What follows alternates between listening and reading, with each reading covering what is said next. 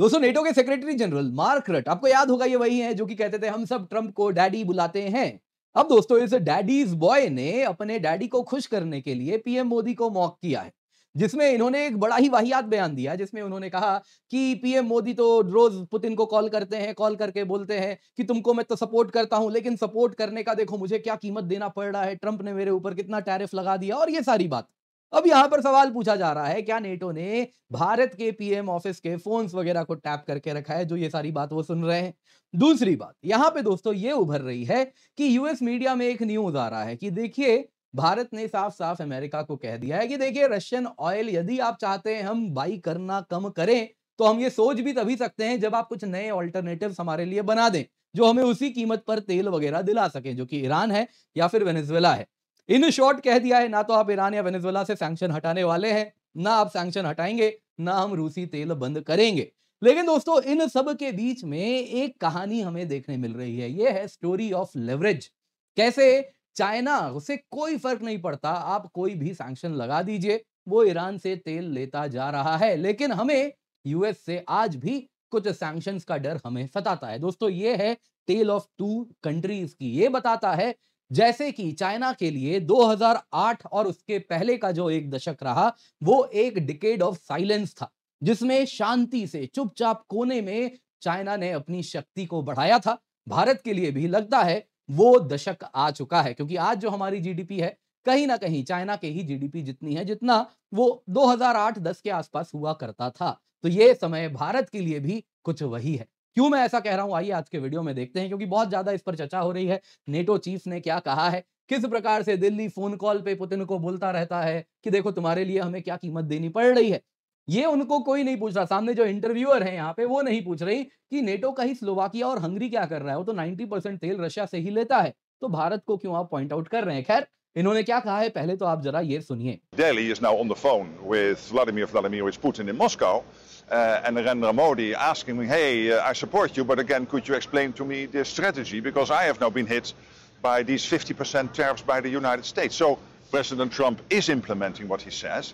तो आज के वीडियो में दोस्तों इन्होंने क्या कहा है इस पर तो चर्चा करेंगे ही। इसमें क्या एक फंडामेंटल मिसअंडरस्टैंडिंग है भारत को लेकर, रशिया को लेकर, ये भी जरा जानते हैं। और दूसरी तरफ ये भी देखेंगे ये क्या न्यूज है, भारत ने क्या कहा है कि with respect to Iranian oil, Venezuelan oil, क्या हमने कहा है। आइए आज जरा इस पर चर्चा करते हैं। पर इससे पहले आगे बढ़े आपसे निवेदन है, वीडियो लाइक करें, चैनल सब्सक्राइब करें, बेल आइकन अवश्य दबाएं। इसके सिवा आपके लिए हमारे ये जो ब्रांड न्यू चैनल है, इसमें अगर आप देखें तो पॉलिटी का तीसरा वीडियो आज आ जाएगा, ज्योग्राफी की भी तीसरी वीडियो जल्द आने वाली है। तो आप सभी जिन्होंने अब तक ये क्लासेस नहीं देखे हैं उसको अवश्य जाके देखें। बिल्कुल बेसिक से एडवांस तक आपके लिए हम तैयारी करा रहे हैं। मैं और आदित्य सर ही आपके लिए करा रहे हैं, तो निश्चिंत रहिए, क्वालिटी कंटेंट आप तक लाए हैं। बहुत ही इंटरेस्टिंग तरीके से, बहुत ही बेसिक से लेके एडवांस कंसेप्ट हम सब यहाँ पर कवर कर रहे हैं। अवश्य हमारे साथ जुड़िएगा। पिन कमेंट में इन वीडियोस का लिंक है, जल्दी से जाएं, जाके जुड़ जाएं और चैनल सब्सक्राइब भी कर लें। सबसे पहले दोस्तों मार्क रट ने क्या कहा है, देखिए ये नेटो के सेक्रेटरी जनरल हैं, ये वही हैं जिन्होंने कहा था कि हम सब ट्रंप को डैडी बुलाते हैं और वो हमारे लिए डैडी का काम करते हैं। अब बात सही है, ये सब छोटे मोटे देश से आने वाले लोग हैं ना, कोई बेल्जियम से आता है, कोई कहीं से आता है, अपने ऊपर आ जाए तो इनको कब का अड़ोसी पड़ोसी हड़प के खा जाए, वो तो डैडी है जो इनको आज तक बचा के रखा है। तो बोलना स्वाभाविक है, उनकी मजबूरी है, तो डैडी है तो बोलते हैं। ये डैडीज बॉय ने अब क्या कहा जरा सुनिए। डैडीज बॉय का कहना है कि PM Modi Russian president Putin को कॉल कर रहे हैं और बोल रहे हैं देखो तुम्हारे चक्कर में ट्रंप ने हमारे ऊपर क्या कर दिया। फिर इन्होंने कहा नरेंद्र मोदी इज आस्किंग, है ना। फिर ऐसे ही उन्होंने कहा हे आई सपोर्ट यू, मैं आपको सपोर्ट करता हूं। पुतिन को मोदी कह रहे हैं, पीएम मोदी कह रहे हैं, लेकिन क्या तुम मुझे अपनी रशिया की जो यूक्रेन पर स्ट्रैटेजी है वो एक्सप्लेन करोगे, क्योंकि अब मेरे ऊपर 50% टैरिफ लग गया है यूएस से। और इसके साथ प्रेसिडेंट ट्रंप जो कहते हैं वो करके रहते हैं, शायद जो नहीं कहते वो तो जरूर करते हैं, ये भी बोल देते तो पूरी बॉलीवुड डायलॉग हो जाती। खैर इन्होंने कहा कि हाँ हम थोड़े अभी भी वॉर को रोक नहीं पाए हैं कलेक्टिवली, लेकिन ट्रंप ने देखो भारत के ऊपर जो टैरिफ लगाया उसका नतीजा आ रहा है, बहुत बड़ा ये टैरिफ है। तो ये सारी बातें यहाँ पे इन्होंने कही हैं। अब दोस्तों आपने जैसा सुना इन्होंने क्या कहा, इसमें फंडामेंटल प्रॉब्लम क्या है। कंवल सिब्बल साहब ने बड़े ही इंटरेस्टिंग तरीके से काफी कुछ इसके बारे में कहा है। आप सब जानते ही होंगे कंवल सिब्बल साहब भारत के फॉरेन सेक्रेटरी भी रह चुके हैं। डैडीज बॉय के बारे में उन्होंने कहा ये बड़े चाइल्डिश हो रहे हैं।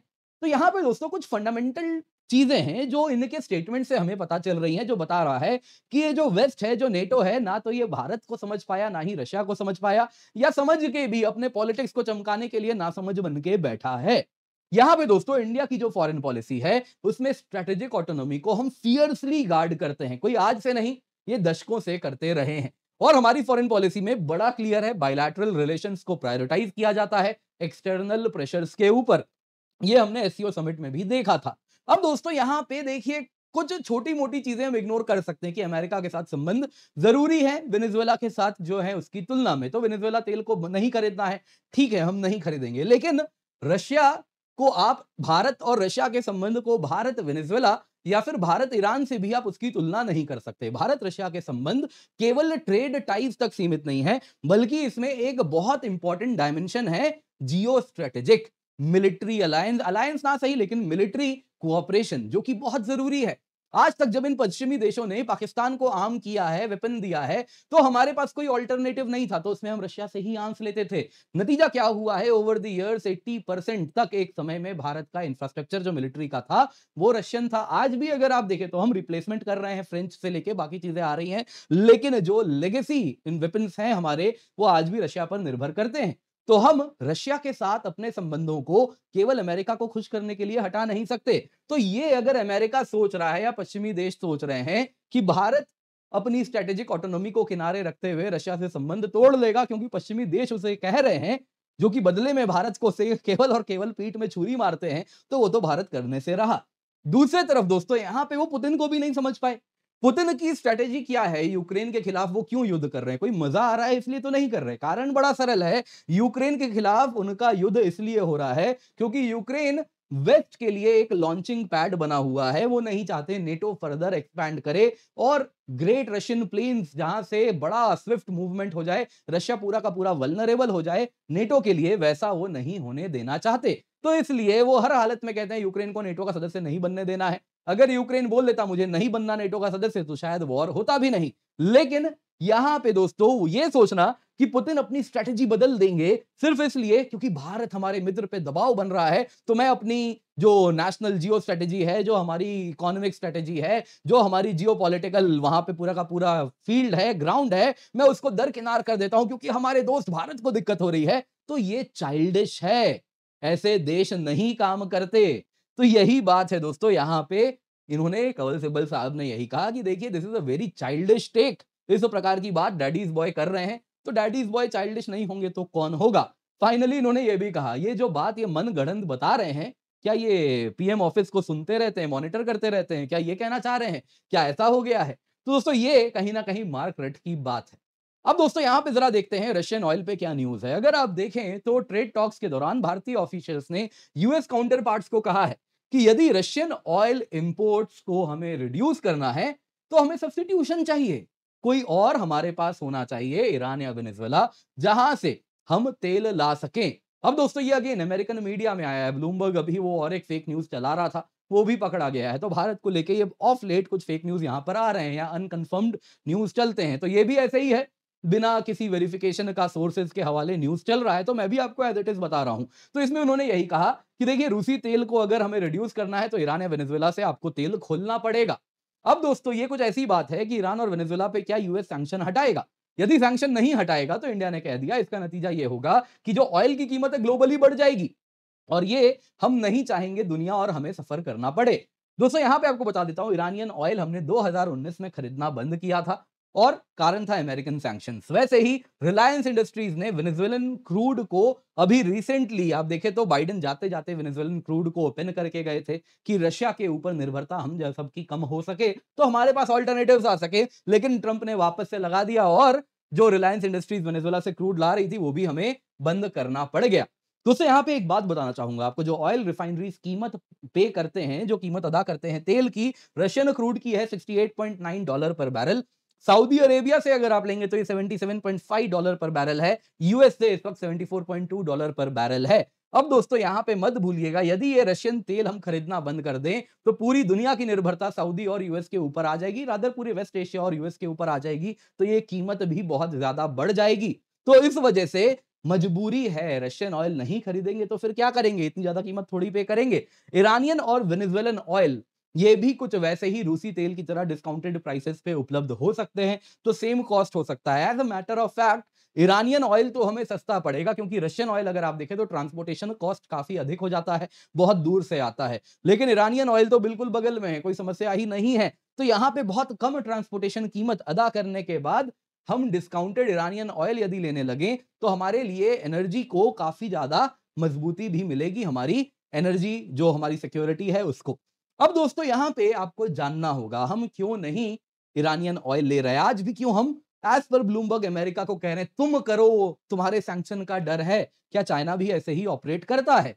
दोस्तों पहली बात यह है, देखिए चाइना ना ईरान का लार्जेस्ट ऑयल कस्टमर है। ईरान जो तेल एक्सपोर्ट करता है 90%, 1 से 1.5 मिलियन बैरल पर डे वो चाइना ही लेता है। स्टीप डिस्काउंट पड़ता है, कम से कम $10 से $15 पर बैरल ब्रेंट क्रूड की तुलना में उसे डिस्काउंट मिलता है। चाइना का जो इंपोर्ट्स है दोस्तों, इसमें ना कहीं से भी साइंस ऑफ स्लोइंग नहीं है। As a matter of fact आपको मैं बताता हूं, अभी रिसेंटली इंडोनेशिया जो स्वयं तेल इंपोर्ट करता है, अचानक से चाइना के लिए बहुत बड़ा तेल एक्सपोर्टर बन के उभर गया। ये दोस्तों 2.7 मिलियन टन्स, बैरल की बात नहीं हो रही है, टन्स की बात हो रही है। 2.7 मिलियन टन्स एक महीने में इसने चाइना को तेल एक्सपोर्ट किया है। कहा जा रहा है ये इंडोनेशियन ऑयल है, बस रीराउट होकर इंडोनेशिया से चाइना जा रहा है। दोस्तों यहां पे देखने वाली बात है कि जब हमने 2019 में ईरानियन ऑयल बंद किया था, चाइना ने वैसा नहीं किया। चाइना आज भी तेल खरीद रहा है। वो इतना लेवरेज रखता है यूएसए के ऊपर कि वो इस यूनिलैटरल सैंक्शंस जो यूएस लगाता है उससे इजीली इवेड कर पाता है। उसके कुछ टर्मिनल्स पे भी सैंक्शन लगा हुआ है, कह रहे लगाना है लगाओ, और क्या करोगे, टर्मिनल्स पे ही लगाओगे, शिपिंग लाइंस पे ही लगाओगे। हम dedicated terminal, dedicated shipping line रख लेते हैं जो केवल ईरानियन ऑयल के साथ डील करेगा, बाकी तुम्हें जो करना है कर लो, कोई फर्क नहीं पड़ रहा। दोस्तों यहां पे आपको एक चीज देखनी होगी, आज चाइना के खिलाफ अमेरिका चाह के भी और कुछ नहीं कर पा रहा। वो रेयर अर्थ मैग्नेट से लेके बाकी चीजें हैं जिसके द्वारा लेवरेज रखता है यूएसए के ऊपर। आज दोस्तों चाइना यदि सामान बेचना अमेरिका को बंद कर दे तो नतीजा यह होगा कि टिश्यू पेपर के भी लाले पड़ जाएंगे अमेरिका को। यह सच्चाई है। आपको याद होगा वॉलमार्ट में लंबी लंबी लाइन लग जाती है कभी कभी केवल टिश्यू पेपर जमा करने के लिए। अगर ये पता भी चल जाए कि चाइना टिश्यू पेपर बेचना बंद कर देगा तो क्या करेंगे, कहां से आएगा।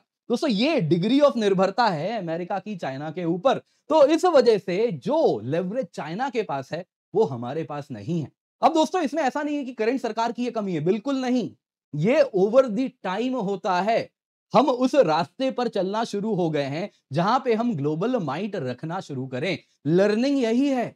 चाइना आपको याद होगा 2008 के पहले एक साइलेंट पार्टनर रहा है दुनिया में, जहां पे अगर आप देखें तो चुपचाप खामोशी से, जब वो कमजोर था तो चुपचाप से, कमजोर भी क्या कहना हो, अगर आप देखें तो मजबूत भी हो रहा था तो खामोशी से मजबूत होता गया, बिना बिना दुनिया को पता चले। 2008 में जब यूएस में फाइनेंशियल क्राइसिस आया उसके बाद चाइना ने पावर प्रोजेक्ट करना शुरू किया, और उसके बाद अगर आप देखें तो वो तेजी से ग्रो भी होता गया और साथ ही साथ अपना पावर भी प्रोजेक्शन उसने स्टार्ट कर दिया। ये भारत के लिए कुछ वैसा ही समय है जब हम साइलेंटली इस एक डिकेड, ये एक दशक काम करें और अपने इकोनॉमी को उस जगह पे लेकर के जाएं जहां पे दुनिया के ऊपर हमारे पास भी दुनिया के ऊपर कुछ वैसे ही लेवरेजेस बन जाएं। आप क्या कहना चाहेंगे कमेंट में अवश्य बताइएगा।